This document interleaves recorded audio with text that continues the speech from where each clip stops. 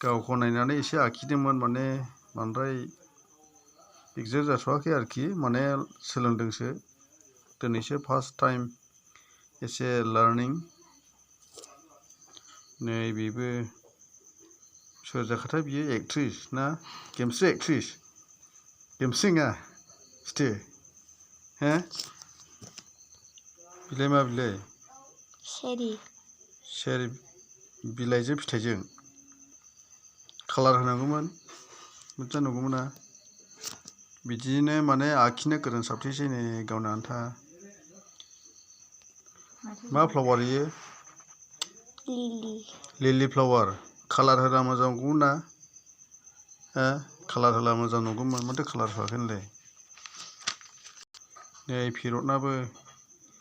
मोजां जादोंमोन आखिनाया माब्रै माब्रै आखिथाबखो कालार होला मोजां नुगौमोन होननानै कालार होआखै मानो ग्रीन कालार दे बेलाय मा न' बियो आसिसि आर्किटेक्चार बिल्डिं ना आर्किटेक्चार नुगौमोन ना कालार होनांगौरा लिरनानै दे रेस्टुरेन्ट हटेल रेस्टुरेन्टनि मालिक डेन्जार नै आखिला मोजां नुगौमोन दाहाय बिदिनो आखिनो सोलोंनो बिमाया मावजि बायदि नाहरदों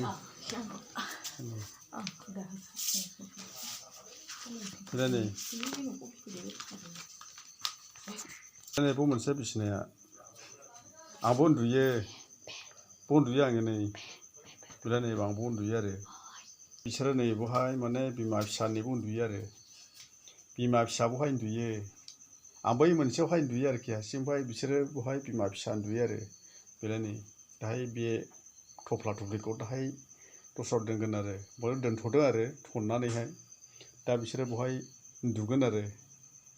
बेटिया माबायदि साजायनानै दोनदों नै बहाय बेलाय नै नायदो लोगोफोर माबायदि साजायनानै दोनदों नै बे नायनो बहाय मा आखिनानै दोनखो इन्जुरावहाय नै मा आखिनानै दोनदों नै इन्जुराव नै मा आखिलाबायनानै दोनदों नै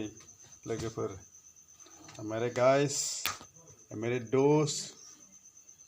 दोस्त ऐसा ड्राइंग करता है मामी ने ऐसा ड्राइंग किया है ये देखिए गाइस लोग ये देखिए ये क्या चीज है इसमें भी है हेयर का स्टाइल कैसा है कैसा स्टाइल है देखिए कैसा ड्रॉ किया है नानी ने ऐसा ड्रॉ किया है बेबो नै हेयर स्टाइल ना स्टाइलिश और भी है ये तो इंडियन फ्लैग नो this is a Indian flag this also Indian flag हस्टिं दे नानिया दायो माने जेडि उइलियाम इंलिश स्कुलावहाय हाबो क्लास 5 मोनबाय दा नानि isn't it what is this camera आखिनो साबथायबाय एसे स्टाडि खालामखांबाय नै माबा आखिदोंमोन आरो लिरदोंमोन आरो बियो मोसानोबो एसे गोरोन्थि आरो उन्दैनिफ्रायनो मोसाखायो बियो मेथाइ खनो रोजाबो मोसानोबो गोरों लायथि आरोखि उन्दैनिफ्रायनो आरो दालाय एसे देरबावबायसो मोसानायावहाय इन्टारेस्टेड नानिया नै बिलाय आंबो उन्दुयो नै आं उन्दुयो